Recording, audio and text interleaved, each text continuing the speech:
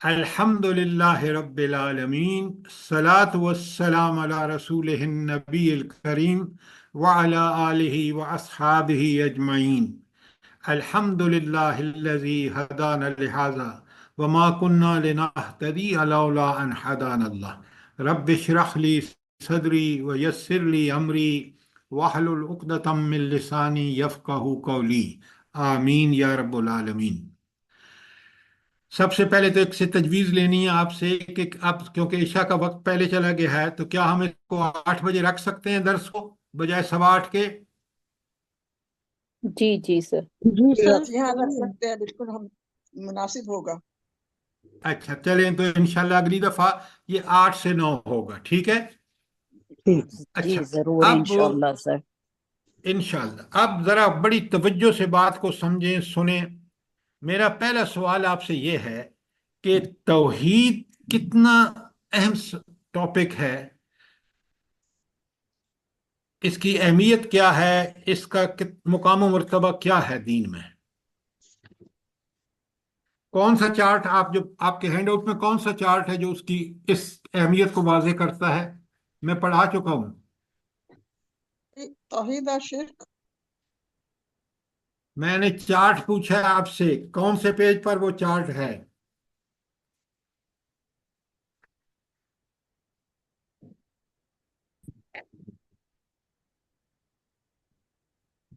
تین پر، جی پیج 3 پر۔ Excellent excellent, page 3 پر مرکز توحید ہے، مرکزی دائرہ، اور اس کے گرد اعتقادی نظام ہے۔ اس کا مطلب ہے کہ اعتقادی نظام جس میں رسالت، آخرت، کتب اور ملائکہ ہیں، وہ بھی برآمد ہو رہا ہے کس سے؟ توحید سے۔ اور یہ چیز آپ کو اگلے پیج پہ جو ہاں چارٹ اس سے پہلا ہے نا، 2 پیج پہ، کہ توحید ایمان باللہ یا توحید جو ہے، رسولوں پر اس لیے ایمان کہ وہ اللہ کے رسول ہیں، آخرت پر اس لیے ایمان کہ وہ اللہ کا یوم حساب ہے، ملائکہ پر اس لیے ایمان کہ وہ اللہ کے فرشتے ہیں جن کے ذمہ اسپیسیفک ڈیوٹی ہے، خاص کر یہاں پر قرآن پہنچانا رسولوں کو، اور کتب الہی اس لیے کہ وہ اللہ تعالیٰ کی نازل کردہ ہے۔ یہ بات بالکل کلیئر ہونی چاہیے۔ تو آپ نے دیکھا کہ پورا ایک اعتقادی نظام جو ہے وہ عقیدہ توحید سے برآمد ہو رہا ہے۔ اس کے بعد تیسرا دائرہ ہے عملی نظام۔ عملی نظام میں آپ کی عبادات ہیں، فقہی عبادات، نماز، روزہ، حج، زکوٰۃ، حقوق و فرائض ہیں، اخلاقی معاملات ہیں، اور اوامر اور نواہی۔ امر کی جمع ہے، امر وہ چیز جو اللہ تعالیٰ نے کرنے کا حکم دیا ہے، اور نواہی جس سے منع کیا ہے۔ تو یہ سارے عملی نظام کا حصہ ہیں، اور عملی نظام احکامات ہیں اس اللہ واحد لا شریک کے، اس لیے عملی نظام بھی توحید ہی سے برآمد ہو رہا ہے۔ اچھا، ایک بات اور بڑے غور سے سنیے اور اس کو سمجھیے۔ اگر قرآن کو دیکھا جائے کہ اس کا مرکزی مضمون کیا ہے، جلدی بتائیں۔ توحید سر، توحید، آخرت اور رسالت، انسانیت۔ انسانیت جو ہے نا وہ بنتی ہے اللہ کے غلام بن کے، اللہ کی عبادت کر کے۔ تو اصل میں آپ کو جو 2 پہلے جواب ہیں وہ بالکل ٹھیک ہیں۔ دیکھیں نا، آپ نے ابھی دیکھا کہ عقیدہ جو ہے یا ایمان توحید جو ہے اسی سے برآمد ہو رہا ہے رسالت، آخرت، ملائکہ، فرشتے، کتب وغیرہ، اور اسی سے وہ سارے احکام اللہ تعالیٰ دے رہا ہے قرآن میں جن کے بارے میں ہماری عملی زندگی سنورتی ہے۔ تو اس کا مطلب ہے کہ قرآن کا بھی مرکزی مضمون توحید ہے۔ اب میں آپ کو مثال دیتا ہوں۔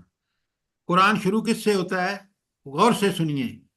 الحمد للہ رب العالمین الرحمن الرحیم مالک یوم الدین ایاک نعبد و ایاک نستعین۔ یہ یہاں تک جو میں نے پڑھا ہے کیا ہے یہ والا؟ جلدی بتائیں۔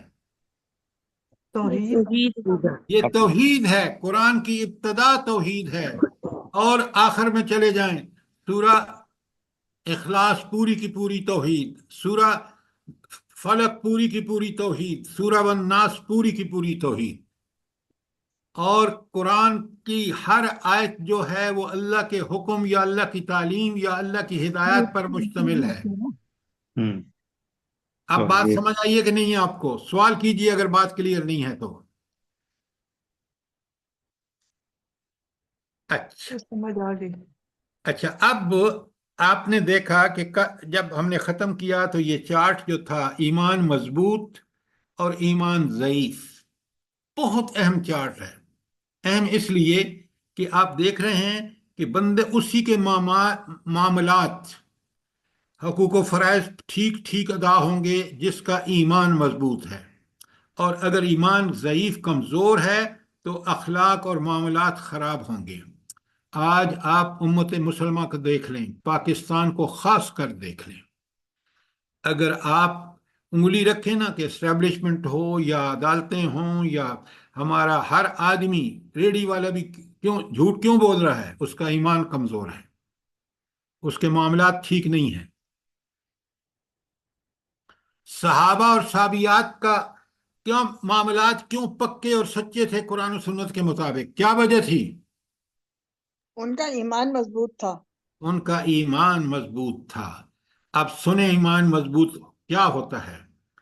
انسان اس اللہ جو حاضر ناظر ہے، جو میرا رب ہے، خالق بھی ہر چیز ہے، میں اس کا کہنا نہ مانوں گا تو میں انتہائی ناکارہ انسان ہوں گا۔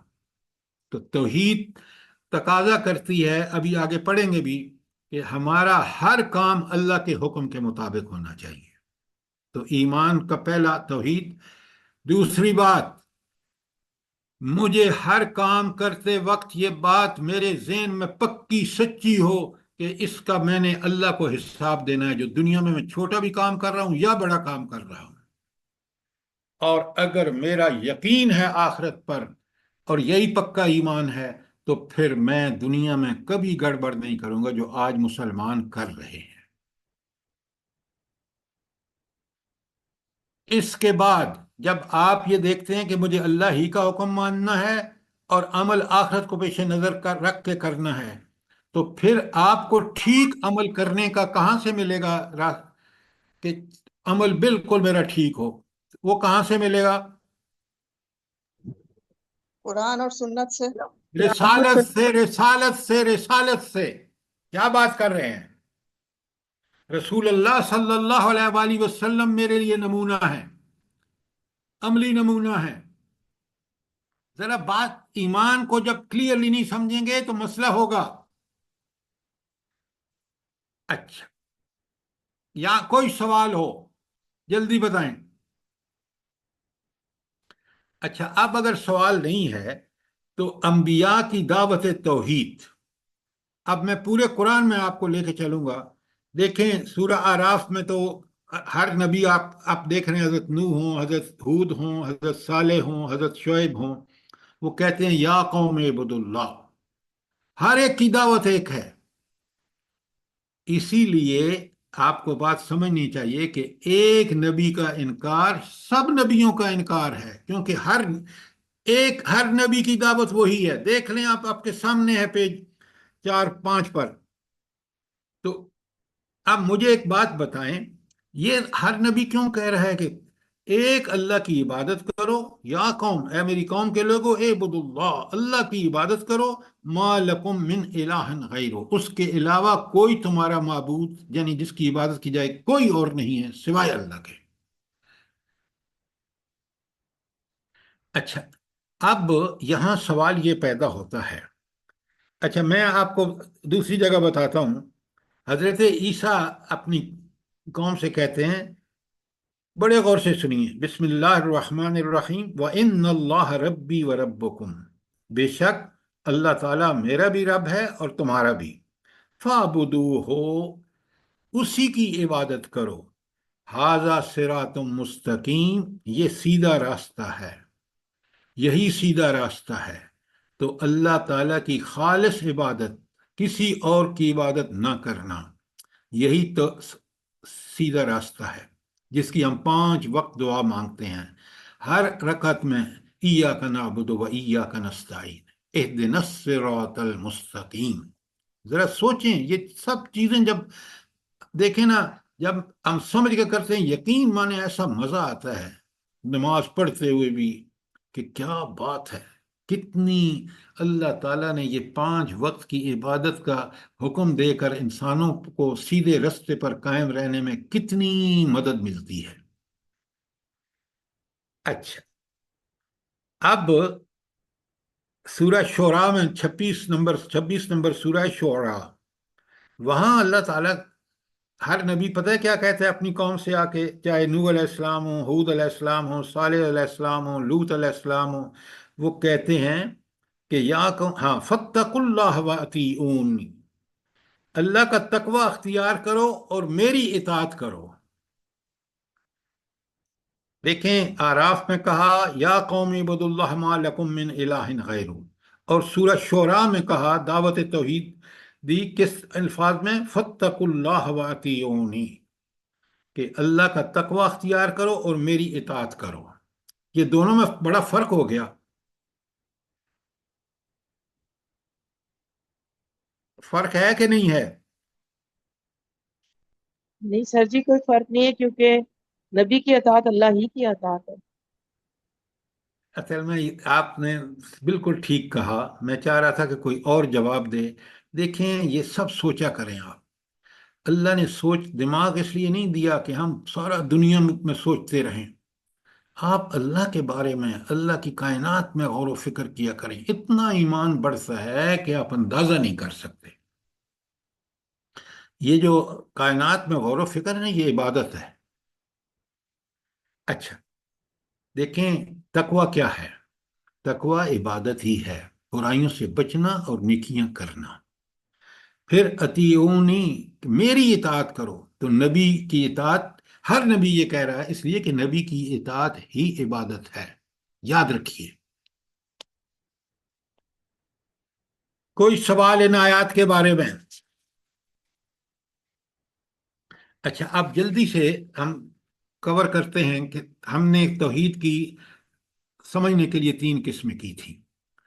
ایک ہے توحید ذات، کہ اللہ تعالیٰ کی ذات ایسی ہے کہ اس میں کوئی شریک نہیں ہے. بیٹا، پوتا، نواسا، بیٹی، یہ سب شریک ہوتے ہیں ذات میں.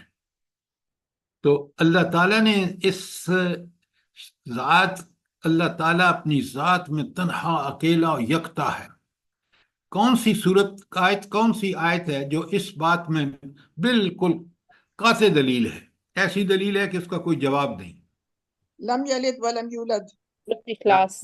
شاباش شاباش، یہ ہے آیت. دیکھیں نا کتنی پیاری بات ہے. اور قرآن کا بڑا جو انداز ہے نا، بڑا فطری ہے. بھائی رشتہ اس سے بنتا ہے کہ جو یا تو جنم دے یا اس سے جنم لے. بیٹا جنم لیتا ہے، وہ باپ کا بیٹا ہو جاتا ہے. اور جنم لینا یہ ہے اور جنم دینا یہ ہے کہ آپ کسی کی اولاد ہوں یا آپ کسی کے بیٹے ہوں. تو اللہ تعالیٰ لم یلد ولم یولد، نہ اسے کسی نے جنا ہے نہ وہ کسی سے جنا گیا ہے، لہذا اس کی رشتہ داری کا سوال ہی نہیں پیدا ہوتا. اب اس کا مسئلہ کیا تھا کہ توحید ذات کتنی اہم ہے کہ آپ خود سوچیں. باپ کو اگر بیٹا ہو تو اس کی ذات میں شریک ہوتا ہے، وہ اس سے بہت ساری اس کی پاورز یوز کر سکتا ہے، بہت کچھ جب بڑا ہوتا ہے، اور اس کے باپ کی خدمت کرتا ہے.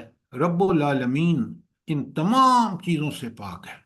سبحان اللہ جب آپ کہتے ہیں نا، تو آپ میں اور آپ اعلان کرتے ہیں کہ اللہ تو ہر عیب سے، ہر نقص سے، ہر کمزوری سے پاک ہے. اچھا اب اس کے لیے آپ نے سورہ اخلاص دیکھ لی، اس کے بعد ہے سورہ انعام کی آیت 100. اب یہ اللہ تعالیٰ فرما رہے ہیں جعلوا للہ شرکاء الجن، لوگوں نے جنات کو اللہ کا شریک ٹھہرا لیا. اللہ کہتے ہیں وَخَلَقَهُمْ، اللہ نے تو ان کو پیدا کیا ہے، وہ کیسے اس کے شریک ہو سکتے ہیں؟ مخلوق اور خالق برابر ہو سکتے ہیں؟ وَخَرَقُوا لَهُ بَنِينَ وَبَنَاتٍ، اور اللہ کے لیے بیٹے اور بیٹیاں بنا لی. بغیر علم، بغیر کسی علم کے. یہاں علم سے مراد کیا ہے بلا؟ جلدی بتائیں. توحید کا علم ہے. کسی نبی وحی کا نہیں علم، کہا، وحی کا کسی علم. نبی نے نہیں کہا، کسی آسمانی کتاب میں نہیں ہے. اس لیے علم سے مراد وہ علم جو اللہ نے ٹرانسفر کیا ہے تھرو فرشتوں اپنے انبیاء کو.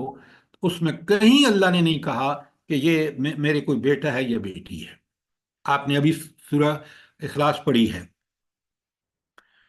اور ایک بات یاد رکھیے، پہلے تو میرا سوال سنیے. اب دیکھیں آگے آیت میں ایک لفظ آیا سبحانہ. یہ کیوں آیا ہے لفظ؟ اور جہاں شرک کی بات ہوگی وہاں ضرور آئے گا سبحانہ. کیوں؟ جلدی بتائیں. یعنی اللہ تعالیٰ کی ذات ہر خامی ہر چیز سے پاک ہے. ہر نقص سے پاک ہے اللہ کی ذات. لیکن آگے یہ بھی تو کہیں کہ یہ بیٹے اور بیٹیاں جو ذات میں ہیں یہ نقص ہے. آپ ادھر بات فوراً ساری کر کر کے ٹھیک، لیکن یہاں آیت کے کانٹیکسٹ میں بھی رہیے کہ یہ جو خرق لہو بنین و بنات بغیر علم، اس کے بعد سبحانہ آیا ہے. آپ کیوں نہیں قرآن کو لفظ بلفظ پکڑتے؟ سنی سنائی باتیں ادھر کی ادھر لگا دی، ادھر کی ادھر لگا دی. بھائی سبحانہ اس لیے آیا ہے کہ یہ نقص ہے، اس نقص سے بھی اللہ پاک ہے، ہر نقص سے اللہ پاک ہے. وَتَعَالَى عَمَّا يَصِفُونَ، اور اللہ بہت بلند ہے ان چیزوں سے جو یہ شرکیہ کام کرتے ہیں.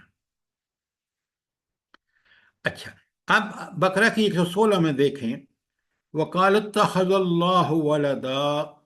پھر دیکھیں شرک کی بات ہے نا، آگے سبحانہ. اچھا یہ کون لوگ ہیں جنہوں نے اللہ کا بیٹا بنایا ہے؟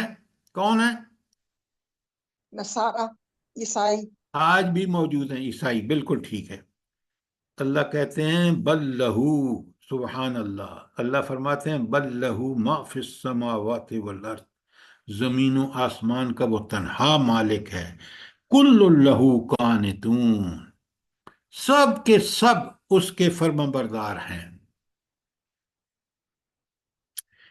اچھا یہ جو اللہ تعالیٰ فرما رہے ہیں کہ سب کے سب اس کے مطیع اور فرما بردار ہیں، تو کافر تو نہیں ہے، تو پھر یہ اللہ تعالیٰ نے کیوں فرمایا ہے؟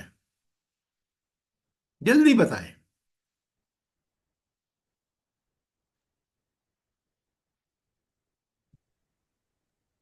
سر جی ان کے بارے میں فرمایا کہ جو جن کی یہ اطاعت کریں یا جن کی عبادت کریں وہ اللہ سب نے کو مطیع. اختیار دیا ہے، آپ ادھر ادھر کی کیوں ہانک رہے ہیں؟ سر خود اختیار جو ہے وہ جزوی ہے، مکمل اختیار نہیں ہے.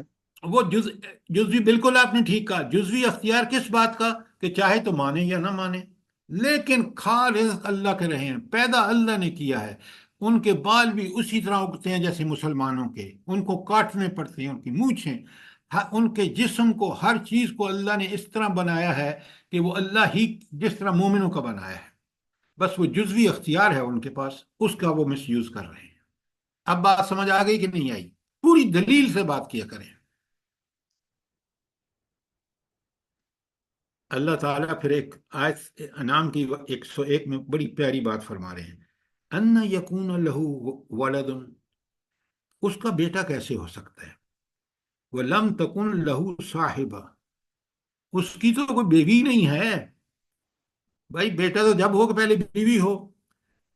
وخلق کل شیء، اور کل شیء، اور ہر چیز کو اس نے پیدا کیا ہے. اب آپ دیکھ لیں کہ کس قدر، اب شرک فی ذات عیسائیوں کا المائدہ کی 116 ہے. اب دیکھیں اللہ تعالیٰ کے سمجھانے کا انداز دیکھیں. یہ منظر کس کا ہے بلا اس آیت میں؟ یہ منظر ہے آخرت کا. اور یہ عیسائیوں کو کتنا کھول کے بتا دیا. اب اللہ کے سامنے حضرت عیسیٰ علیہ السلام جن کو انہوں نے اللہ کا بیٹا بنایا ہے، وہ اللہ ان سے کہتا ہے ان کے سامنے، ساری خلقت کے سامنے، انت قلت للناس، کیا اے عیسیٰ آپ نے لوگوں سے کہا تھا تخذونی و امی الہین، کہ مجھے اور میری ماں کو الہ بنا لو، من دون اللہ، اللہ کو چھوڑ کر. قال، ہائے ہائے، ذرا آواز کاش آپ عربی سمجھتے ہیں اللہ، تو عیسیٰ علیہ السلام فرماتے ہیں سبحانک، کیا بات ہے، اے اللہ تو پاک ہے، یہ کمزوری ہے، تو پاک ہے، کیا بات ہے۔ اور پھر اللہ سورہ مائدہ میں اللہ تعالیٰ فرماتے ہیں لقد کفر الذین، یقیناً کفر کیا ان لوگوں نے، قالو، جنہوں نے یہ کہا ان اللہ والمسیح ابن مریم، کہ اللہ عیسیٰ ابن مریم ہی اللہ ہیں۔ پھر دیکھیں کس طرح اس کو جھٹلایا اللہ تعالیٰ نے، لقد کفر الذین قالوا ان اللہ ثالث ثلاثۃ، کہ اللہ تین میں سے تیسرا ہے۔ کبھی تو یہ اتنے بدبخت ہیں کہ کہتے ہیں بس عیسیٰ علیہ السلام ہی نعوذ باللہ اللہ ہیں، اور کبھی کہتے ہیں نہیں تین ہیں، حضرت مریم بھی، عیسیٰ بھی، اور روح بھی، جبرائیل بھی۔ کوئی سوال عیسیٰ شرک فی الذات کے حوالے سے؟ اچھا، یہودی بھی اس معاملے میں، وقالت الیہود عزیر ابن اللہ، اور یہودیوں نے کہا کہ عزیر اللہ کے بیٹے ہیں، وقالت النصارى المسیح ابن اللہ، کہ عیسیٰ علیہ السلام اللہ کے بیٹے ہیں، ذالک قولہم بافواہہم، یہ وہ بے حقیقت باتیں ہیں وہ جو اپنی زبان سے نکالتے ہیں۔ اور آج آپ دیکھ لیں، اس صدی میں بھی آپ دیکھ لیں کتنے عیسائی جو ہیں اس گمراہی میں مبتلا ہیں۔ اللہ تعالیٰ نے کتنا بڑا موقع ان کو دیا، قرآن نازل فرما کر پوری حقیقت، حضرت عیسیٰ کی بھی حقیقت، مریم علیہ السلام کی بھی حقیقت، اور ان کو اللہ کا بیٹا کہنے کے جو جرت کرتے ہیں وہ اصل میں اللہ کے احکامات کی صریح خلاف ورزی اور شرک کرتے ہیں۔ کوئی سوال شرک فی ذات پر؟ ورنہ آگے چلتے ہیں توحید صفات۔ اچھا، اب پہلے تو مجھے اور آپ کو یہ پتہ ہونا چاہیے کہ اللہ کی کمال کی صفات ہیں، وہ علم ہو، حکمت ہو، اقتدار ہو، اختیار ہو، ملوکیت ہو، الوہیت ہو، ربوبیت ہو، ہر چیز میں وہ ٹاپ، اس ایسی صفات کسی ہستی کی نہیں ہو سکتی۔ تو صفات کا جو توحید ہے اس میں بندے کو بڑا کیئرفل ہونا چاہیے۔ کسی نبی کے پاس بھی وہ علم نہیں ہے جو خود اللہ تعالیٰ کے پاس علم ہے۔ انبیاء کو اللہ تعالیٰ نے اتنا ہی علم دیا ہے جتنا ان کو ضرورت تھی، تاکہ ان کا یقین اور ایمان پختہ تر ہو جائے۔ اچھا، اب سورہ یوسف کی آیت آپ کے سامنے ہے، پیج 7 پر نیچے، وَمَا يُؤْمِنُ أَكْثَرُهُمْ بِاللَّهِ إِلَّا وَهُمْ مُشْرِكُونَ، ان میں سے اکثر اللہ کو مانتے ہیں مگر اس طرح کہ اللہ کے ساتھ دوسروں کو بھی شریک ٹھہراتے ہیں۔ کیا مطلب ہے اس کا؟ اللہ کو بھی مانتے ہیں اور ساتھ شریک بھی ٹھہراتے ہیں۔ یہ مسلمانوں کی بات ہے جی، جلدی بتائیں۔ سر یہ جو بہت سارے لوگ پیروں فقیروں کو منتیں مانگتے ہیں یا گرہیں لگاتے ہیں یا کچھ کرتے ہیں، یہ ہم مسلمان ہی ہیں جو ایسے کرتے ہیں، ہمارے بارے میں ہی بات ہو ہاں، رہی ہے۔ بالکل بالکل آپ نے ٹھیک کہا، میں ذرا اور کھول دیتا ہوں۔ دیکھیے، اگر کوئی مسلمان نعوذ باللہ یہ عقیدہ رکھتے ہیں کہ میرے پیر صاحب غیب سے جانتے ہیں کچھ، غلط، بالکل غلط، غیب اللہ جانتا ہے۔ خود نبی کریم صلی اللہ علیہ وآلہ وسلم کی زبان سے اللہ نے کہلوایا لا عالم الغیب، قرآن میں پڑھ لیجئے کہ میں غیب نہیں جانتا۔ تو یہ لوگ کیا کرتے ہیں، کبھی قبروں والوں سے، کبھی زندہ لوگوں سے، کبھی کسی سے، اور ان میں وہ صفات سمجھتے ہیں جو اللہ کی ہیں۔ ایسا یہ وہ مسلمانوں کا شرک ہے جو آپ کو کبھی نہیں کرنا چاہیے، کہ جو اللہ کی صفت ہے وہ اللہ کی ہے، کسی کی نہیں ہو سکتی۔ یہ ہے مسلمانوں کا شرک۔ اب بڑی جلدی سے دیکھتے چلے، اور توحید ربوبیت، ربوبیت رب کا مطلب ہے جو پہلا مطلب ہے وہ یہ ہے کہ وہ پالنے والا ہے، ضروریات زندگی پوری کرنے والا ہے، جو حاجات ہیں وہ پوری کرتا ہے۔ تو ربوبیت میں خالقیت بھی ہے، جو سورہ لقمان کی آیت 31 ہے، وَإِن سَأَلْتُم مَّن خَلَقَ السَّمَاوَاتِ وَالْأَرْضَ لَيَقُولُنَّ اللَّهُ، کہ اگر آپ کافروں سے بھی پوچھیں نا، مجھے آپ بتائیں، آج کے دہریوں سے پوچھیں جو اللہ کے منکر ہیں، بھائی یہ آخر اتنی زبردست کائنات، اتنی لاجواب، کس نے بنائی ہے؟ آپ یقین مانیں اس کا جواب سوائے اس کے کوئی نہیں کہ اللہ نے بنائی ہے۔ اور یہی سورہ لقمان میں ہے کہ کافر بھی یہ کہتے تھے، مکے والے بھی کہتے تھے۔ سورہ مومنون میں کہا قُل لِمَنِ الْأَرْضَ وَمَنْ فِيهَا ان کنتم تعلمون، اگر تم جانتے ہو تو بتاؤ نا، زمین میں جو کچھ ہے، زمین اور جو کچھ اس میں ہے وہ کس کا ہے؟ بتائیں نا۔ اللہ آپ کا تعالیٰ تو نہیں ہے، اللہ تعالیٰ کا اس لیے ہے کہ میں مر جاؤں گا، میری اولاد مر جائے گی، اس کی اولاد، اور حتیٰ کہ آخر میں کوئی بھی نہیں رہے گا، اور سب چیز کا مالک کون ہوگا؟ اللہ تعالیٰ۔ بہت اچھی طرح سمجھیے۔ اللہ کہتے ہیں ان سے اگر پوچھو نا تو پھر کیا سوال جواب دیں گے؟ سَيَقُولُونَ لِلَّهِ، تو یہ کہیں گے اللہ ہی اس کا مالک ہے۔ تو قُلْ أَفَلَا تَذَكَّرُونَ، تو پھر اے نبی ان سے کہو افلا تذکرون، پھر نصیحت کیوں نہیں حاصل کرتے؟ یہ افلا تذکرون کا مطلب کیا ہے بلا؟ مفہوم کیا ہے؟ میں نے ترجمہ تو کر دیا، جلدی بتائیں۔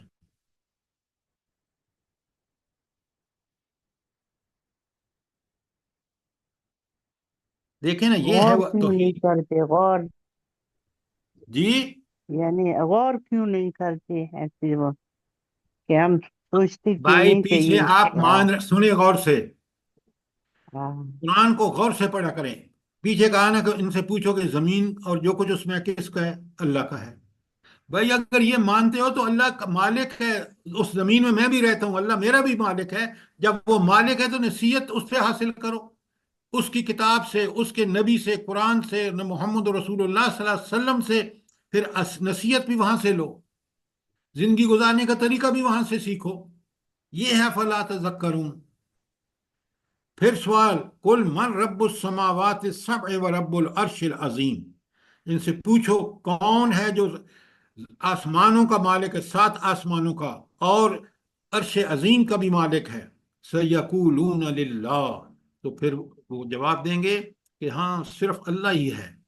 تو اللہ کہتے ہیں، نبی سے کہتے ہیں ان سے پوچھ قل افلا تتقون، پھر تم تقوی کی روش کیوں نہیں اختیار کرتے جب تمہیں پتہ ہے کہ وہ 7 آسمانوں کا مالک، وہ عرش عظیم پر بیٹھا دنیا کو دیکھ رہا ہے، اس کی صفات، علم ہو، عقل ہو، علم ہو، اقتدار ہو، اختیار ہو۔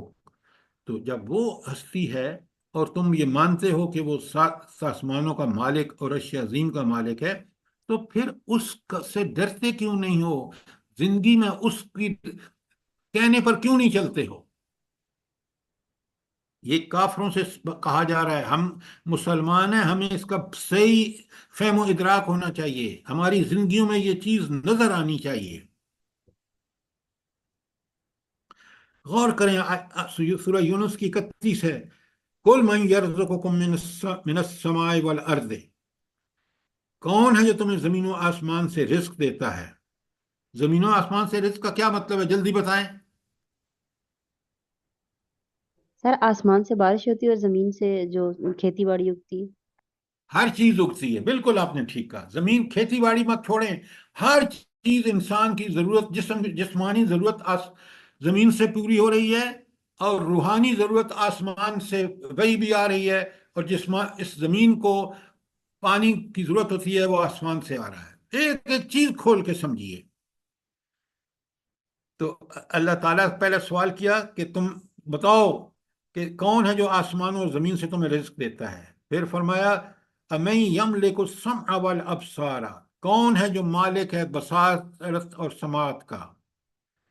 وَمَن یخرج الحی من المیت، اور کون ہے جو زندہ کو نکالتا ہے مردے سے؟ وَیخرج المیت من الحی، اور مردے کو نکالے گا زندہ سے۔ اب میلے مجھے بتائیں کہ اس کی مثال مجھے جلدی دیں. وَمَن يُخْرِجُ الْحَيَّ مِنَ الْمَيِّتِ، کون ہے جو مردہ سے نہیں زندہ سے مردہ کو نکالتا ہے؟ مثال دیں. یعنی کہ ہماری پیدائش لے لیں، اللہ جی تعالیٰ وہ انڈے کی مثال جیسے مرغی کے انڈا ایکسیلنٹ. نکالتے انڈا تھے. دیکھیں، مردہ انڈا ہے، اس سے بچہ زندہ نکلتا ہے. ایسی مثال دیں تاکہ سب لوگ سمجھیں. اچھا، یہ تو یہ ہو گیا. وَيُخْرِجُ الْمَيِّتَ مِنَ الْحَيِّ، اور مردہ کو زندہ سے نکالتا ہے. جب مثال، ہم مر جاتے ہیں تو اللہ اٹھاتا ہے ہمیں. یہ تو بعد کی یعنی بات ہے، مردہ دنیا کی زمین مثال. سے جب نئے سرے سے نباتات اگاتی ہیں، بارش ہوتی ہے تو ہاں، مردہ زمین زندہ ہو جاتی ہے. اچھا، وَمَن يُدَبِّرُ الْأَمْرَ، اللہ اکبر. کون ہے جو پوری تدبیر کر رہا ہے، کائنات چلا رہا ہے، زمین، سورج، چاند، ستارے، انسان، سب کو کون اس میں تدبیریں کر رہا ہے؟ فَسَيَقُولُونَ اللَّهُ، تو یہ کہیں گے یہ اللہ ہی کر رہا ہے سارے کام پیچھے جو آپ نے دیکھا ہے نا. تو پھر اللہ کہتا ہے ان سے کہو فقل، تو لہٰذا ان سے کہو افلا تتقون، پھر تم اللہ سے ڈرتے کیوں نہیں ہو، اس کی نافرمانیاں کیوں کرتے ہو، اس کو رازق مالک حاکم کیوں نہیں مانتے ہو. یہ ہے توحید ربوبیت، اور اس کو سمجھیے، ایک ایک بات قرآن کی آیت کے ٹکڑے کو پوری طرح سمجھیے. اچھا، اب مجھے یہ بتائیں کہ ان صفات کا فائدہ کیا ہے مجھے، اگر میں ان صفات سے کما حق جو قرآن نے بیان کی ہیں اگر میں سمجھ لوں، اس کا فائدہ کیا ہے مجھے بتائیں. مجھے کیا فائدہ ہے، آپ کو کیا فائدہ ہے؟ سر اللہ تعالیٰ کی معرفت حاصل ہوتی ہے اور ایمان مضبوط ہوتا ہے، عقیدہ توحید پر توحید ایمان پر پختہ ہوتا ہے.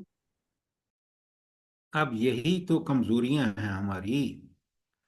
جب مجھے یہ پتہ چلتا ہے کہ میرا خالق مالک رازق حاکم جو پوری کائنات کی تدبیر کر رہا ہے، سوچیں جب میں اس پر اپنا پکا سچا ایمان رکھوں گا تو میں کسی سے نہیں ڈروں گا.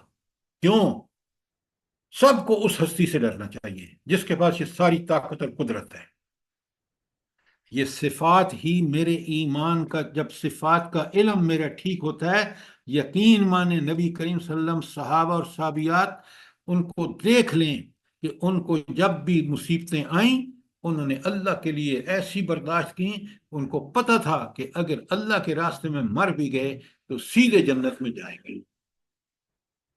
آج ہم کتنے بزدل اور کہ نیتن ہاؤ اکڑ کے چل رہا ہے، اور یہ حکمران ہمارے جو ہیں جن کو آپ دیکھتے ہیں اپنی عوام کے لیے تو بڑے ظالم ہیں، لیکن ان کے سامنے بھیگی بلی بنے ہوئے ہیں. بتائیں نا مجھے، یہ ہے ایمان، یہ ہے اللہ کی صفات کا کما حق کا علم اور شعور ہو تو بندے کا ایمان ایسا ہوتا ہے کہ وہ کہتا ہے میدان جنگ میں مر جاؤں تو اس سے بہتر میرے لیے کوئی چیز ہے ہی نہیں. ایمان بندے کو بتاتا ہے کہ زندگی سے شہادت بہتر ہے. بات سمجھ آئی ہے کہ نہیں آئی؟ جی سر. آپ ذرا اللہ کا علم بندے کو سمجھانے کے لیے اللہ فرماتے ہیں وَمَا تَسْقُطُ مِنْ وَرْقَةٍ إِلَّا يَعْلَمُهَا. سبحان اللہ. کوئی زمین پر پتہ نہیں گرتا کہ اللہ تعالیٰ کو اس کا علم ہوتا ہے. وَلَا حَبَّةٍ فِي ظُلُمَاتِ الْأَرْضِ، کوئی دانہ جو زمین کے اندھیروں میں نیچے ہے، وَلَا رَطْبٍ وَلَا يَابِسٍ، چاہے خشک ہو یا تر ہو، إِلَّا فِي كِتَابٍ مُبِينٍ، ایک واضح کتاب میں لکھا ہوا ہے. اور اس کتاب کا علم کس کے پاس ہے؟ صرف اللہ اللہ کے پاس. تعالیٰ کے صرف اللہ کے پاس. یہ ہے اللہ کا علم.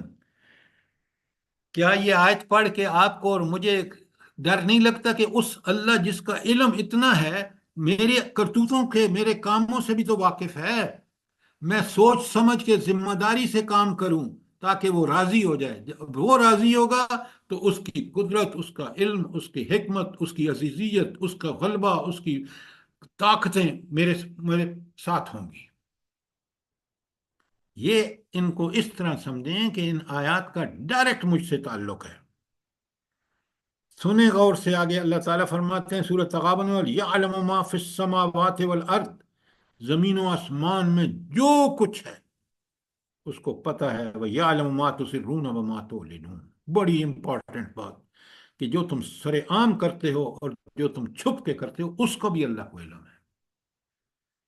آپ سنیں، اگر یہ میرا ایمان اور یہ میری پکا شعوری طور پر مجھے پتا ہے کہ میرے رب کو میری ہر کوئی اور دیکھے نہ دیکھے وہ مجھے دیکھ رہا ہے، چاہے میں اندھیرے کی کوٹھڑیوں میں کیوں نہ ہوں، تو کیا میں اللہ کی نافرمانی کروں گا اگر یہ بات میرے ذہن میں پکی سچی ہو تو؟ بتائیں۔ بالکل بھی نہیں سر۔ بالکل بھی نہیں۔ یہی وہ چیز ہے جو ہمارے ایمان میں کمی ہے۔ اللہ کہتے ہیں واللہ علیم بذات الصدور، اللہ تو سینوں کے باتوں سے بھی واقف ہے۔ اچھا آپ مجھے ایک بات بتائیں، آپ کا 2 گھنٹے کے بعد کوئی جو دل میں خیال آئیں گے آپ مجھے بتا سکتے ہیں؟ جلدی بتائیں۔ بالکل بھی نہیں بتا سکتے۔ نہیں نہیں۔ اللہ تعالیٰ اس کو بھی جانتا ہے، ذرا غور فرمائیں، اچھا، اس کا علم ماضی حال مستقبل کا، ایسا اس رب سے میرا معاملہ ہے، میں دل میں بھی ایسی کوئی چیز نہ لاؤں جو اس کی ناراضگی کا سبب بنے۔ غور کریں، یہ ہے صفات کی ڈائریکٹ مجھ سے تعلق جو ہے، کس قدر علم ہے اس کا۔ عندہ مفاتیح الغیب لا یعلمها الا هو، غیب کی کنیاں اللہ تعالیٰ کے پاس ہیں اور انہیں کوئی نہیں جانتا سوائے اللہ کے۔ غیب اب دیکھیں یہاں کیٹیگوریکلی بتا دیا۔ اب جو بدبخت کسی انسان میں علم الغیب کہ اس غیب کا علم اس کو ہے، یا اس پیر کو، اس فقیر کو، اس ولی کو، اس پیغمبر کو، ہرگز نہیں، ہرگز نہیں۔ سورہ اعراف کی 188 بڑے غور سے دیکھیے، کل اے اللہ کے رسول اعلان کر دو، لا املک لنفسی نفعا ولا ضرا، میں اپنی جان کے لیے بھی، اپنی ذات کے لیے بھی کسی نفع نقصان کا مالک نہیں ہوں۔ اندازہ لگائیے، کائنات کی وہ ہستی جو انسانوں میں سب سے اعلیٰ اور ارفع ہے، وہ یہ بات کہہ رہی ہے الا ما شاء اللہ، ہاں اللہ مجھے نقصان پہنچانا چاہے تو میں بچ نہیں سکتا۔ آپ کو پتہ ہے نبی کریم صلی اللہ علیہ وآلہ وسلم کے دندان مبارک کہاں شہید ہوئے تھے؟ جلدی بتائیں۔ جنگ احد کے غزوہ احد میں۔ تو اللہ، اور کمزوری مسلمانوں کی تھی، وہ درا چھوڑ دیا تھا انہوں نے، اس کی وجہ سے اچھا ولو كنت عالم الغیب، اگر میں علم غیب جانتا، لاستکثرت من الخیر، تو میں تو بہت ساری خیر جمع کر لیتا۔ اگر یہ مجھے پتا ہو کہ یہ مصیبت آنے والی ہے، میں اس سے بچنے کا سامان کر لیتا۔ وما مسنی السوء، اور مجھے کبھی کوئی برائی یا کوئی خرابی مجھے کبھی نہ پہنچتی۔ دیکھا آپ نے یہ توحید مجھے کس طرح میرے شعور میں یہ بات جما رہی ہے کہ اللہ سے ڈر، اللہ حاضر ناظر ہے، بچ اللہ کی نافرمانی سے، کیونکہ وہ سب جانتا ہے۔ یہ توحید میرے لیے بڑی اہم ہے۔ صفت اختیار، آگے آ جائیں پیج نمبر 10 پر۔ اللہ تعالیٰ فرماتے ہیں بل اللہ الامر جمیعا، سارے کاموں کا اختیار اس کے پاس ہے۔ یہ جو کر رہے ہیں نا امریکہ یا یورپ یا آپ کا، یہ اصل میں تھوڑی سی اللہ نے ڈھیل دی ہوئی ہے نیتن ہاؤ کو بھی۔ جب پکڑے گا اللہ، اللہ اکبر، عبرت بنا کے اللہ تعالیٰ چھوڑتا ہے۔ کوئی کسی کے پاس اختیار نہیں ہے، یہ اللہ کا دیا ہوا اختیار ہے جو آزمائش کے لیے ہے۔ لا يسأل عما يفعل، اللہ سے کوئی سوال کرنے کا اختیار نہیں رکھتا۔ وَهُمْ يُسْأَلُونَ، یہ سارے انسانوں سے اللہ پوچھے گا۔ اگر آپ سے کوئی کہے کہ بھائی دلیل لاؤ اس کی، تو کیا دلیل ہوگی؟ کہ اللہ سے کوئی پوچھ نہیں سکتا۔ کیا دلیل ہے؟ پہلی بات، بڑے غور سے سنیے اور اسی طرح قرآن کو سمجھیے کہ اللہ اتنا پاورفل، اتنا اقتدار والا ہے کہ کوئی بندہ اس سے پوچھ نہیں سکتا کہ یہ تم نے کیوں کیا. پہلی بات. دوسری بات، اللہ برحق ہے، وہ ہر کام خود حق ہے، اس کا کرنا، اس کا کہنا، اس کا عمل، ہر عمل حق ہے. کیوں؟ سبحان اللہ، اس میں تو کوئی نقص ہی نہیں ہے. سبحان اللہ، سبحان پوری طرح بات کو سمجھیں. اچھا،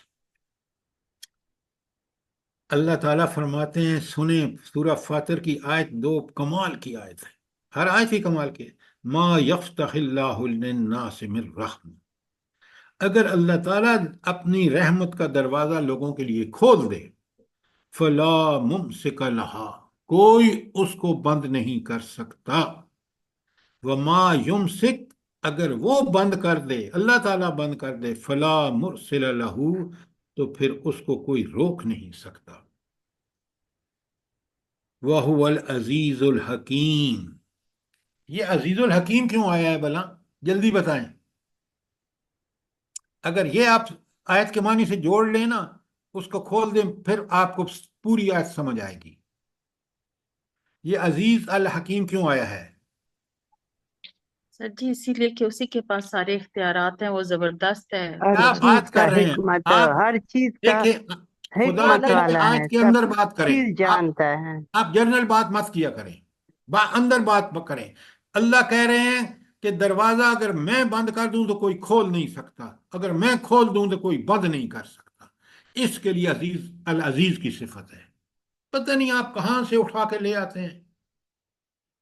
آیت کے اندر قرآن کہہ رہا ہے کہ اگر اللہ اپنی رحمت کے دروازے بند کھول دے، کوئی بند نہیں کر سکتا. یہ العزیز کا کام ہے، اسی لیے نام آیا ہے. اور اگر اللہ بند کر دے تو کوئی کھول نہیں سکتا، اور اگر اللہ کھول دے تو کوئی بند نہیں کر سکتا. یہ ہے العزیز کا مطلب آیت میں. اور دروازے کھولنا بند کرنا اللہ ٹپ نہیں ہوتا اللہ کے ہاں، وہ اللہ کی عین حکمت کے مطابق ہوتا ہے. اس لیے لفظ الحکیم آیا ہے. اب سمجھ آئیے کہ العزیز اور الحکیم کیوں آیا آیت کے آخر میں. جی سر، جزاک اللہ خیر. پلیز اس کو، قرآن کو، اللہ کی بے پناہ کے معنی سے بھری کتاب ہے، جتنا غور کریں گے باتیں اتنی ہی کلیئر ہوں گی. دیکھیں میرا رب، اب میرا اگر اس پر ایمان ہے نا، سنیں، کل فمن یملک لکم من اللہ شیئا، اے رسول صلی اللہ علیہ وسلم لوگوں کو بتا دیجئے کون تمہارے معاملے میں اللہ کے فیصلے کو روک دینے کا کچھ بھی اختیار رکھتا ہے. ان ارادہ بکم ضررن، اگر وہ تمہیں کسی نقصان میں مبتلا کر دے، او ارادہ بکم نفع، یا تمہیں کوئی نفع پہنچانا چاہے، کوئی روک نہیں سکتا. ذرا غور فرمائیں. اگر میرے رب کے بارے میں یہ یقین ہے تو میں نفع نقصان سے بالکل، میں اس کے کہنا مانوں گا، چاہے نفع ہو یا نقصان ہو. کیوں؟ نفع نقصان کا مالک وہ ہے، اس کا فیصلہ ہے یہ. آج ہم امریکہ سے تو ڈرتے ہیں، لیکن اللہ سے نہیں ڈرتے جو ان تمام طاقتوں کا مالک ہے.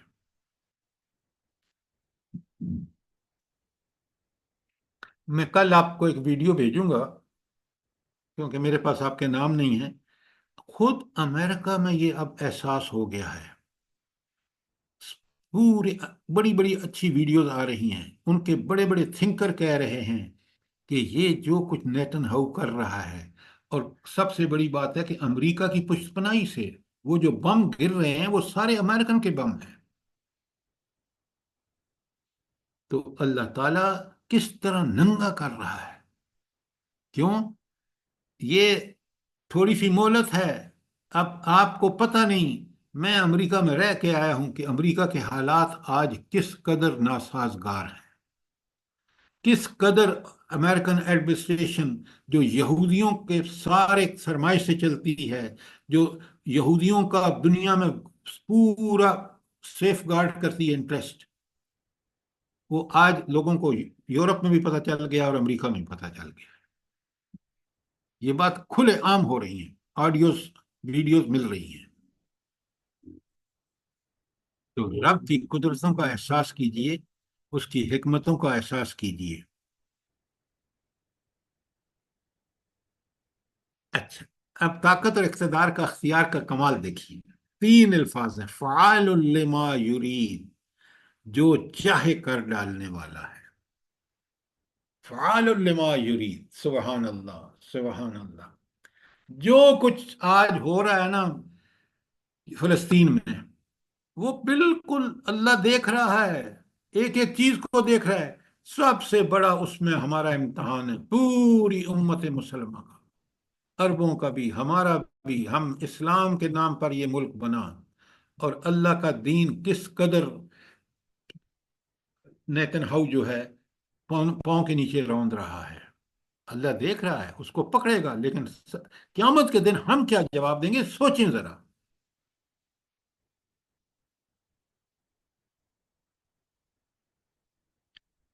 اچھا، آگے آیت رات کی 14 ہے، ساری 41. واللہ یحکم، اللہ فیصلے کرتا ہے، لا معقب لحکمہ، اس کے فیصلے پر نظر ثانی کرنے والا کوئی نہیں. یہ بڑی کمال کی بات ہے.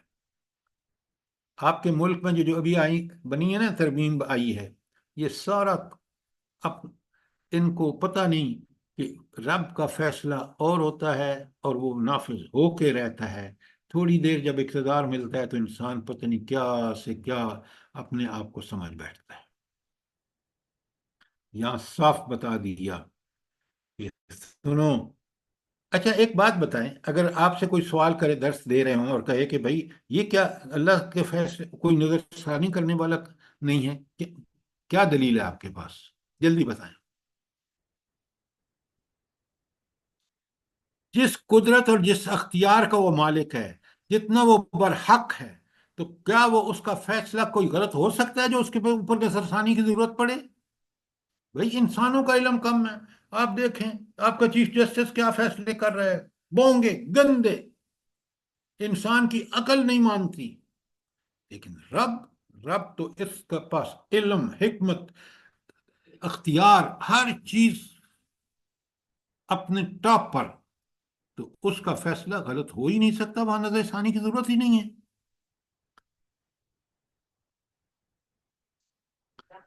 آگے سورہ کی 31 میں اللہ تعالیٰ کہتا ہے بگڑی بنانے والا صرف اللہ ہے. ما لکم من دون اللہ من ولی لا نصیر، اللہ تعالیٰ کے مقابلے میں تمہارا کوئی حامی اور ناصر نہیں. یہ پتہ چلے گا دنیا میں سب نظر آ رہا ہے. مہلت ملتی ہے تو ہم سمجھتے ہیں کہ ہم بڑے.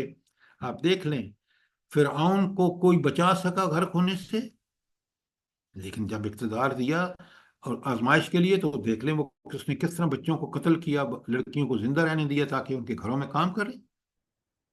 دور نہ جائیے، آپ اس کو دیکھ لیجئے، مشرف کو کتنا اس کی گردن میں سریہ تھا، میں اور آپ نے دیکھا. لیکن رب نے جب پکڑا، اس نے بے گناہ مجاہدین کو پکڑ کے امریکہ کو دیا. اس نے خود مانا، پیسے لیے، لیکن جب اللہ کی پکڑ آئی تو دنیا میں کوئی جائے پناہ نہیں تھی اس کے لیے. آپ لوگ چھوٹے ہیں، میں نے اپنی آنکھوں سے دیکھا ہے کہ شاف ایران امریکہ کا ایسا پٹھو تھا. میں ایران میں رہا ہوں اپنی کمپنی کے جاب کے حوالے سے، میں نے دیکھا ہے وہاں سب کچھ. لیکن جب رب نے پکڑا تو امریکہ اس کو پناہ دینے کے لیے تیار نہیں تھا. ذرا غور کریں. تو رب جب پکڑتا ہے نا تو کوئی اور پناہ نہیں دے سکتا. سر یہ امریکہ توحید ہے، اس کو ہارے ہوئے سمجھیے. کو پناہ نہیں دیتا. سینام واجد کو بھی اس نے دھتکار دیا، حالانکہ پاکستان کے 2 ٹکڑے کرنے میں امریکہ کا بھی ہاتھ ہے. ہاں لیکن ہم سمجھتے کیوں نہیں ہیں. آپ بالکل ٹھیک کہہ رہے ہیں، لیکن آج بھی یہاں جو کچھ ہو رہا ہے وہ امریکہ کے کہنے پر ہو رہا ہے. کتنے بدبخت سر ہیں ہمیں ہم. سمجھنا بھی نہیں ہے، ہمیں ڈالر چاہیے. ہاں تو اگر توحید ہماری سمجھ میں نہیں آئے گی، جو آپ سن رہے ہیں کہ اللہ کی طاقتیں اور قدرتیں اور آپ دیکھ بھی رہے ہیں،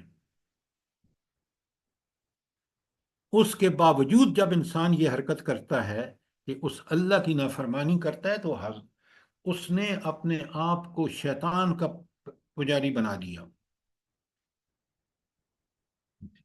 اچھا، اب ٹائم ختم ہو گیا ہے. میں چاہوں گا کہ یہ آپ پوری آگے خود پڑھیں، سمجھیں، اور میں آپ کو اگلی دفعہ توحید پر کچھ احادیث پیش کر دوں، تاکہ یہ قرآن سے تو کچھ چیزیں میں نے آپ کو بتائی ہیں. دیکھیں نا، اب اللہ تعالیٰ نے آپ کو عقل، سمجھ، بوجھ بھی دی ہے، تو آپ دیکھیں اتنی ساری ہم نے کر لی ہیں، باقی جو ہیں وہ آپ خود کریں. پہلے اگلی دفعہ 8 بجے کلاس ہوگی، پہلے نوٹ کر لیں آئندہ. 8:15 نہیں، 8 بجے. اس میں جو آیتیں مجھے کہیں گے میں آپ کو کھول دوں گا، اور اس کے ساتھ سر ہی. جی، سر مجھے نہیں ملا توحید کا چیپٹر جو آپ نے ابھی بھیجا ہے، میرے پاس نہیں آیا.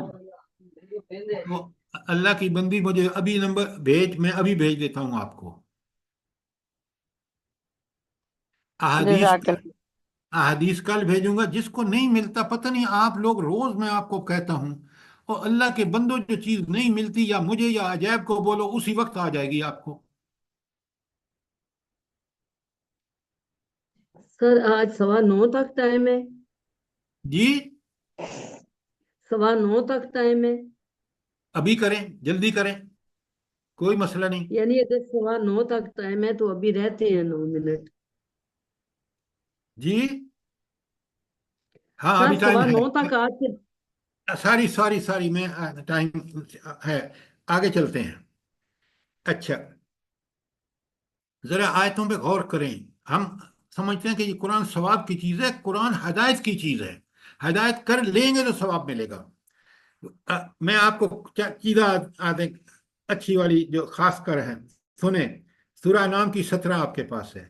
ان یمسسک اللہ بضر، اگر اللہ تمہیں کسی مصیبت میں گرفتار کر لے، فلا کاشف لہ، کوئی اس کو دور نہیں کر سکتا، الا ہو، سوائے اس کے.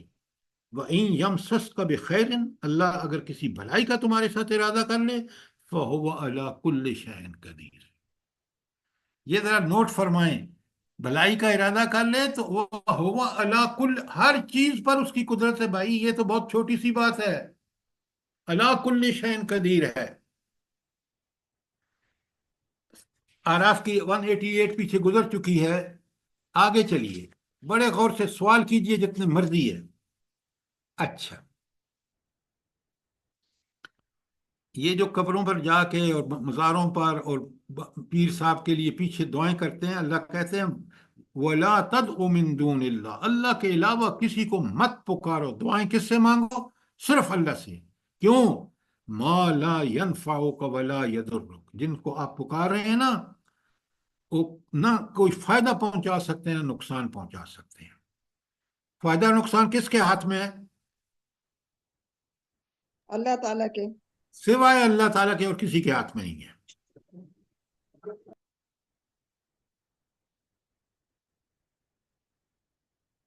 چلیں، آپ آج مجھے بتائیں، میں اس جو آیتیں بتائیں گے میں فٹافٹ کرتا جاؤں گا. جلدی بتائیں، دیکھیں ذرا. پیج نمبر 12 پہ ایک آیت ہے، یاسین کی 82. آپ روز پڑھتے ہیں. انما امرہ اذا اراد شیئا، جب بھی اللہ تعالیٰ کسی کام کے کرنے کا ارادہ کر لیتا ہے، صرف کیا کہتا ہے؟ ان یقول لہ کن فیکون، وہ کہتا ہے ہو جا، اور وہ ہو جاتی ہے. سبحان اللہ. اچھا، اب ذرا غور کریں. میں اور آپ فرض کیجئے کوئی کام کرنا چاہتے ہیں، تو ہمیں وسائل کی ضرورت ہے، ہمیں کسی کی مدد کی ضرورت ہے، پھر جا کے وہ ہم کام کریں گے، اور اس میں بھی ٹائم لگے گا. جتنا بڑا کام ہوگا، اتنے بڑے وسائل، اتنا ٹائم. رب نے یہ زمین اور آسمان اور پتہ نہیں کیا کیا بنایا، اور صرف کیا کہا؟ ایک لفظ کن. کن، ہو جا، فیکون، پس وہ ہو جاتی ہے. یہ ہے رب، یہ ہے اس کا حکم، اور جو ہی حکم کرتا ہے وہ چیز وجود میں آ جاتی ہے، کوئی ذرائع، کوئی اسباب، کوئی چیز نہیں چاہیے۔ یہ ہے رب کا کام۔ ایک ایک آیت کو پڑھیں، سمجھیں۔ اچھا، یہ ذرا آپ کے سمجھنے کی بڑی ضرورت ہے۔ ہاں، ایک یہ آیت ذرا 13 پہ ایک آیت دیکھیں۔ اللہ تعالیٰ فرماتے ہیں آل عمران کی 26 میں وَتُعِزُّ مَن تَشَاءُ وَتُذِلُّ مَن تَشَاءُ۔ اللہ اکبر، اللہ اکبر، کیا بات ہے! اللہ تعالیٰ فرماتے ہیں میں جس کو چاہتا ہوں عزت دیتا ہوں، جس کو چاہتا ہوں ذلت دیتا ہوں۔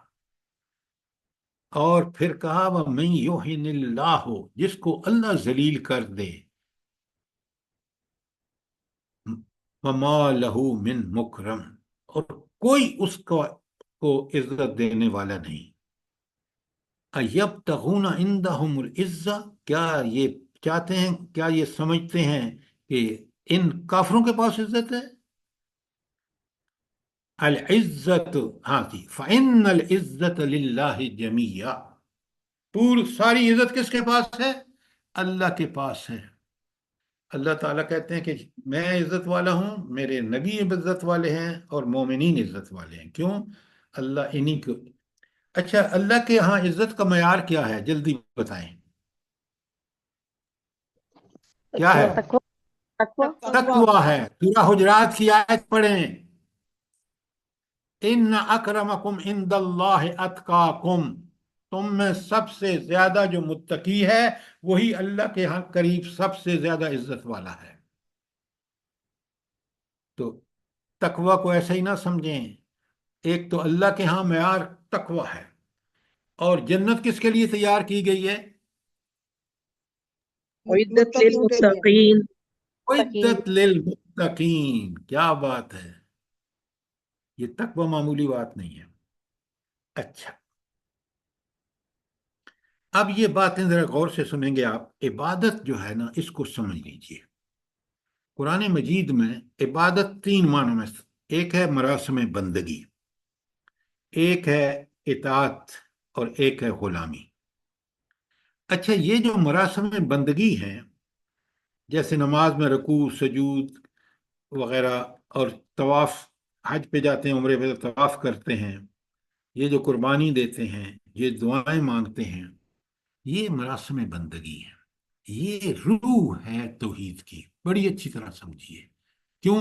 ہم بالکل سمجھتے ہیں دعائیں وہ قبول کرے گا، اس نے حکم دیا ہے کہ سجدہ، رکوع، قیام، انتہائی عاجزی اور محبت، اللہ کی لیے محبت کا سب سے بڑا مظہر ہے آپ کا سجدہ، رکوع، قیام۔ کیوں؟ آپ فزیکلی، آپ جسمانی طور پر رکوع میں جھک کے کہتے ہیں سبحان ربی العظیم، آپ ناک زمین پہ رکھ کے، ماتھا زمین پہ رکھ کے کہتے ہیں سبحان ربی العالی۔ ذرا ان کیفیات کو، جسمانی کیفیات کو دیکھیں جو زبان سے ہم پڑھ رہے ہیں۔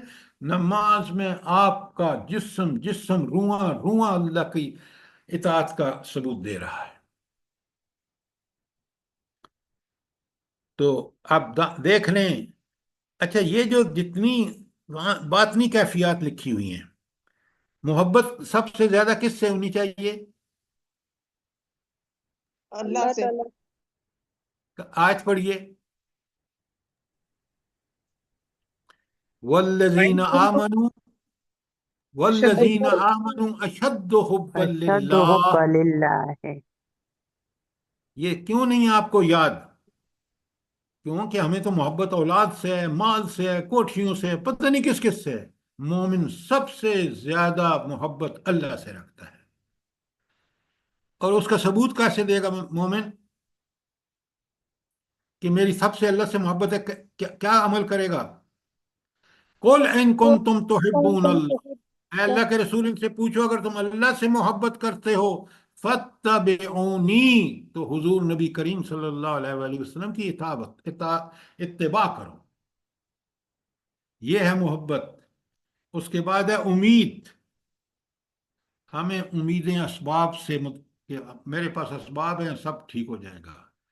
حالانکہ حضرت علی رضی اللہ تعالیٰ عنہ فرماتے ہیں میں نے اپنے ناکامیوں کی وجہ سے اللہ کو پہچانا، اسباب سارے تھے، رب نے نہیں چاہا، نہیں ہوا۔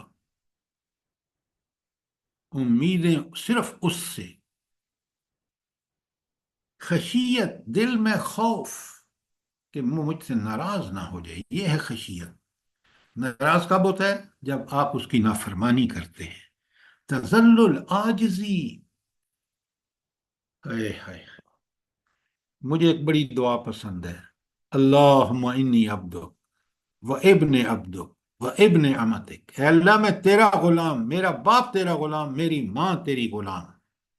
اس سے جو انسان کی عاجزی کا اظہار ہوتا ہے نا، اور رب سے جو تعلق پیدا ہوتا ہے، کیا کہنے. خوف، خوف ہوتا ہے آنے والے معاملات سے. خشیت دل کے اندر جو ڈر اور خوف ہوتا ہے، اور خوف کا مطلب یہ ہے کہ وہ چیز جو آنے والے معاملات کے حوالے سے ہو.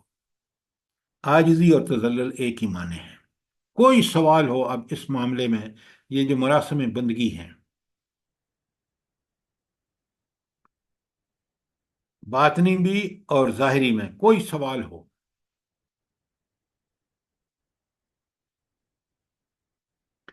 اچھا میں آپ سے اب سوال کرتا ہوں، اگر آپ کا کوئی سوال نہیں ہے نا، یہ مراسم بندگی کیا ظاہر کرتے ہیں، یہ بتائیں.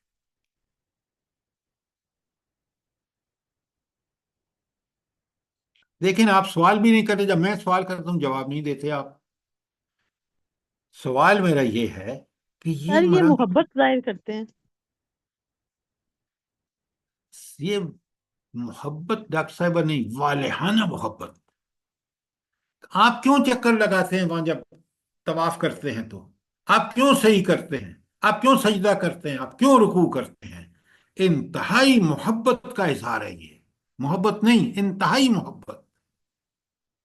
اطاعت میں محبت کا اظہار ہے.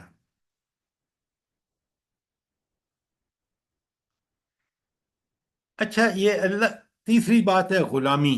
یہ مجھے بتائیں کہ اللہ کی غلامی سے کیا مطلب ہے، کیا مراد ہے؟ سر اطاعت ہر حال میں. ڈاکٹر صاحب اپنے مثال دیجیے آپ. سپورٹ یہ کر دینا، جی اپنے آپ کو اس کی اس کے آگے سپورٹ کر دینا ہر اللہ کا معاملے. بن کے رہنا. اللہ کے بندو، میں بتاؤں آپ کو، آپ اللہ نے آپ کو ذوق اور شوق دیا ہے، ذرا قرآن کو دیکھیں. یہ جو ہم کہہ رہے ہیں نا کہ غلامی، اب ایک جو آپ کے گھر میں ماسی کام کرتی ہے وہ آپ کی غلام نہیں ہے. جو میرا ڈرائیور ہے میرا غلام نہیں ہے. یہ غلامی کی بات ہو رہی ہے. جب نبی کریم صلی اللہ علیہ وسلم کی بعثت ہوئی تھی نا، وہاں غلام خریدے جاتے تھے. خریدنے کے بعد اس جس کو خریدا جاتا تھا بطور غلام، اس کا کام یہ تھا کہ مالک کی ہر حکم کی تعمیل کرے، جو وہ کہے. بلکہ اس کا بیٹا یا بیٹی بھی کہے تو اس کو ماننا ہوگا. یہاں غلام سے مراد وہ غلام ہے جو اللہ کے ہر حکم کو، جس کو اس نے کرنے کا کہا اسے کرے، جس سے منع کرا اسے رک جائے. یہ ہے غلام جو اللہ کا غلام ہے. اب بات سمجھ آئیے کہ نہیں آئی؟ جی جلدی سر. بتائیں. جی سر. تو ہم اللہ کے ایسے غلام ہیں کہ ہم اس کو راضی کرنے کے لیے اس کا ہر حکم جو کرنے کو کہا، جس سے نہ کرنے کو کہا، این اس کی مرضی کے مطابق رسول اللہ صلی اللہ علیہ وآلہ وسلم کے طریقے کے مطابق جب کریں گے تو آپ اس کے غلامی کا ثبوت دیں گے.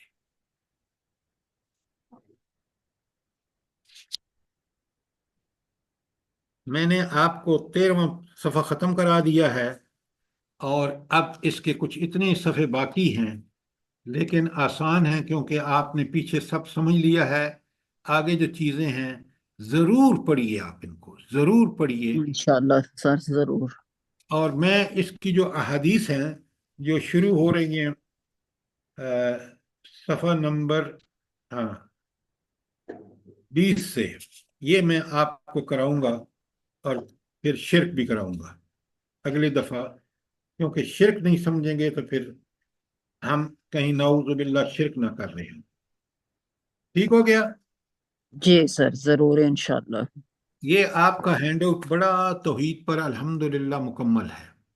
بس آپ مہربانی کر کے اس کو پوری طرح خود بھی سمجھیں، بیٹھ کے اپنے گھر والوں کے ساتھ بچوں کو سمجھائیں، جو جوان بچے ہیں ان کو کہیں کہ یہ تمہیں پڑھ کے ہمیں سمجھاؤ، تاکہ ان کو بھی تربیت ہو.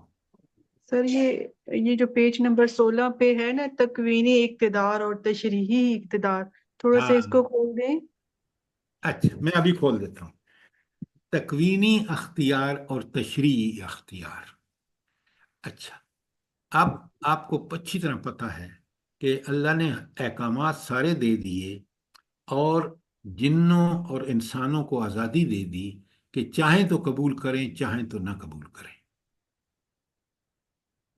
تو جس میں انسان کے پاس چوائس ہو کہ وہ چاہے تو کرے چاہے تو نہ کرے، یہ ہے تشریعی اقتدار.